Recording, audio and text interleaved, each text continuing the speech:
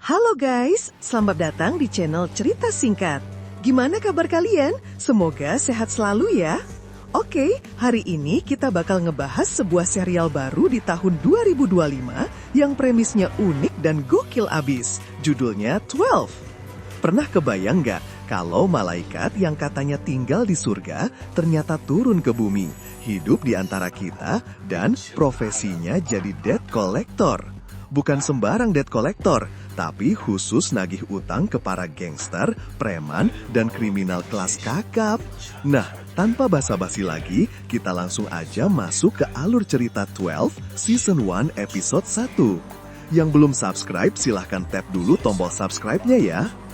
Film dibuka dengan sebuah narasi epik tentang penciptaan dunia.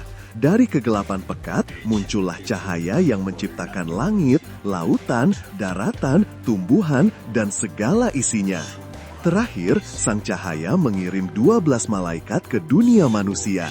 Kegelapan yang terdesak akhirnya melahirkan roh-roh jahat dan mulai memangsa dunia. Perang besar pun tak terhindarkan. Ke-12 malaikat dengan kekuatan dewa bertarung habis-habisan melawan para roh jahat. Setelah pertempuran panjang dan penuh pengorbanan, para malaikat akhirnya berhasil menang. Mereka menyegel kekuatan absolut mereka dan kekuatan jahat di dalam sebuah gerbang bernama Hellmouth. Cerita pun loncat ke masa kini. Kita langsung dibawa ke sebuah penjara, di mana seorang narapidana bernama Jo Yang-soo lagi protes karena ada yang mau menemuinya tanpa pemberitahuan. Pintu sel terbuka, dan masuklah seorang pria berpenampilan rapi, tenang, dan punya aura yang dominan banget. Jo Yang-soo awalnya gak kenal, tapi pria itu memperkenalkan diri dari Angel Capital Group.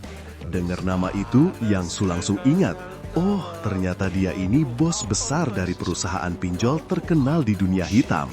Pria ini yang kita kenal sebagai pemimpin para malaikat bernama Tae-san datang bukan buat basa-basi, tapi buat nagih utang 2 miliar won. Yang-soo jelas ngeremehin, dia lagi di penjara, mana bisa bayar. Dia malah ngancam bakal nyuruh anak buahnya buat ngehajar Tae-san.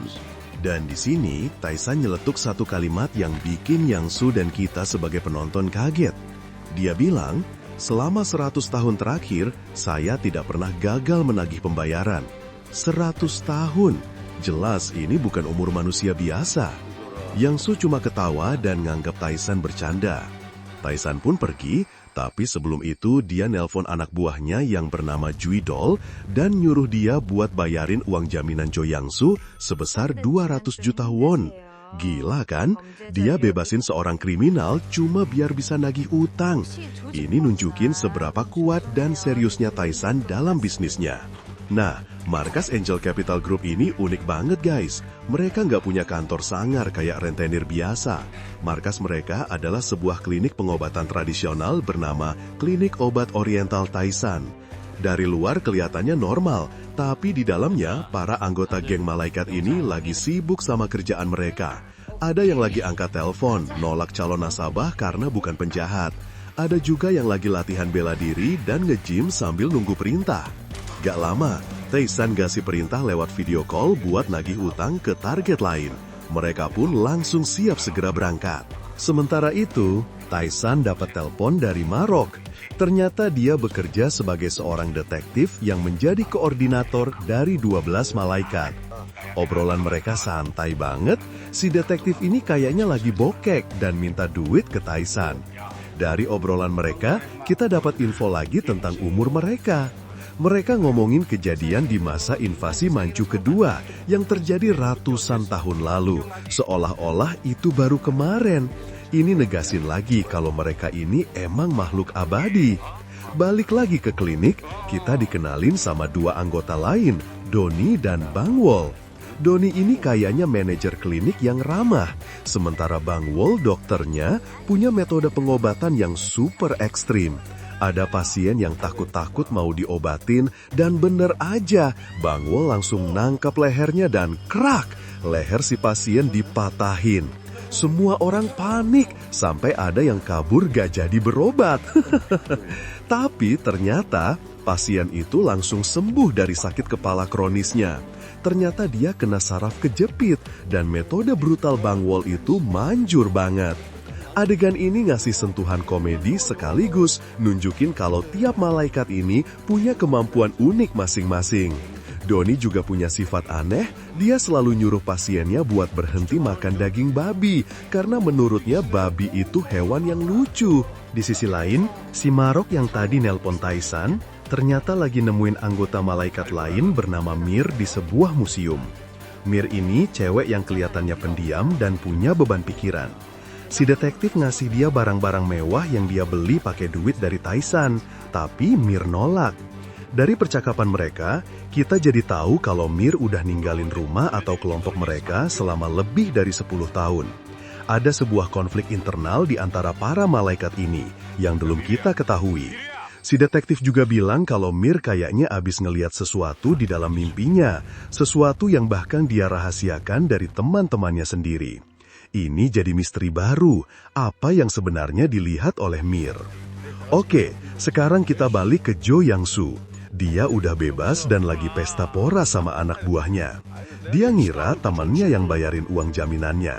Tiba-tiba, teleponnya bunyi. Siapa lagi kalau bukan Tyson? Tyson dengan santai bilang, "Enak ya udah bebas, saya lagi di jalan sebentar lagi sampai." Yang-soo langsung sadar kalau Tyson yang ngebebasin dia. Dia marah besar dan nyuruh semua anak buahnya yang jago bela diri buat ngehadang dan habisin Tyson begitu dia datang. Dan adegan aksinya pun dimulai. Tyson datang sendirian. Anak buah Yang-soo ternyata banyak banget guys. Dia dihadang sama puluhan preman. Tapi buat Tyson, mereka semua bukan tandingannya. Dengan gerakan yang cepat, efisien, dan brutal, Tyson ngalahin mereka semua satu persatu. Gak pakai banyak omong, cuma pukulan gaya tinju yang tepat sasaran.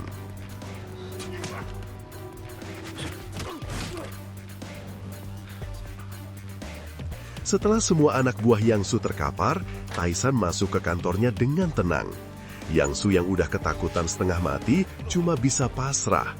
Tyson ngambil semua barang berharganya, jam tangan, kunci mobil, bahkan surat kepemilikan bisnisnya.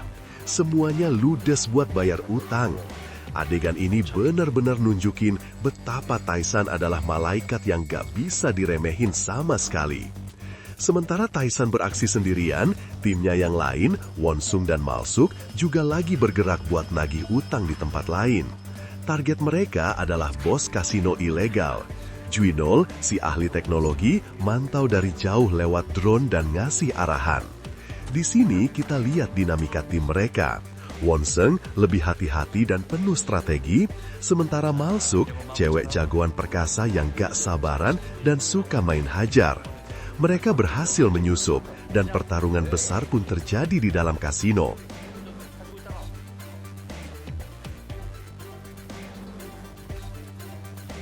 Aksi mereka nggak kalah keren dari Tyson.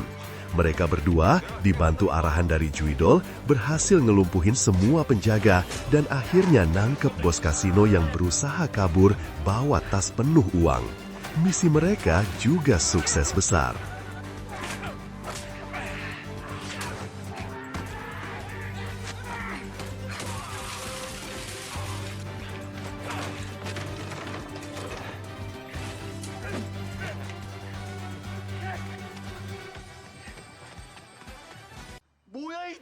Setelah semua kerjaan brutal itu selesai, sisi lain dari Tyson mulai diperlihatkan.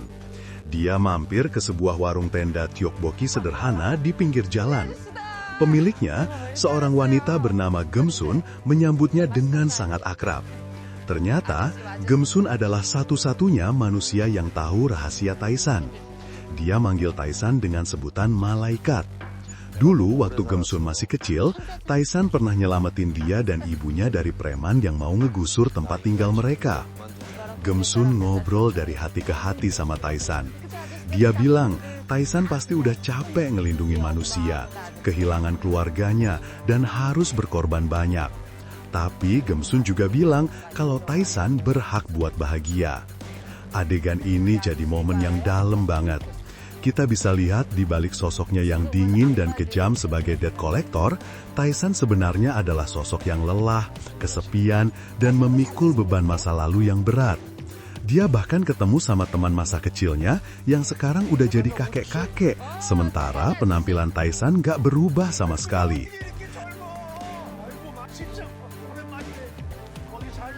Di tengah momen sentimental itu, sebuah berita di TV menarik perhatian. Ditemukan sejumlah peninggalan kuno dari zaman Paleolitikum di sebuah lokasi proyek apartemen. Para peneliti di laboratorium dibuat bingung sama salah satu mineral aneh yang mereka temukan. Benda itu ngeluarin lonjakan energi yang gak normal dan gak bisa dideteksi spektrumnya. Di lokasi proyek, sekelompok orang misterius berpenampilan hitam necis tiba-tiba muncul. Salah seorang menggosokkan darahnya di batu kuno itu dan beberapa huruf langsung menyala. Mereka langsung melapor ke pemimpin mereka dan dengan dingin berkata, "Kami sudah menemukan Ogui." Mendengar berita itu, pimpinan yang bernama Samin langsung mendatangi lokasi situs. Di situ, dia ngelakuin sebuah ritual yang sangat berbahaya. Dia berusaha membuka gerbang di tebing batu itu, tapi nampaknya tidak mudah, sampai tubuhnya gemetar kesakitan. Orang yang menemaninya udah ngingetin kalau ini bisa berakibat fatal, tapi dia tetap berusaha keras. Tepat di saat-saat terakhir, upayanya berhasil. Terjadi ledakan dan muncullah Ogui, sebuah sosok serba hitam dan memiliki sayap. Dan episode pertama pun berakhir di situ. Siapa dia, guys? Episode pertama aja udah seru begini dan bikin penasaran. Oke, kalau kalian suka sama film ini, jangan lupa buat klik tombol like, tinggalkan komentar di bawah menurut kalian apa itu Ogui. Dan yang paling penting, subscribe channel ini biar gak ketinggalan rekap episode-episode berikutnya. Terima kasih udah nonton, sampai jumpa di episode selanjutnya.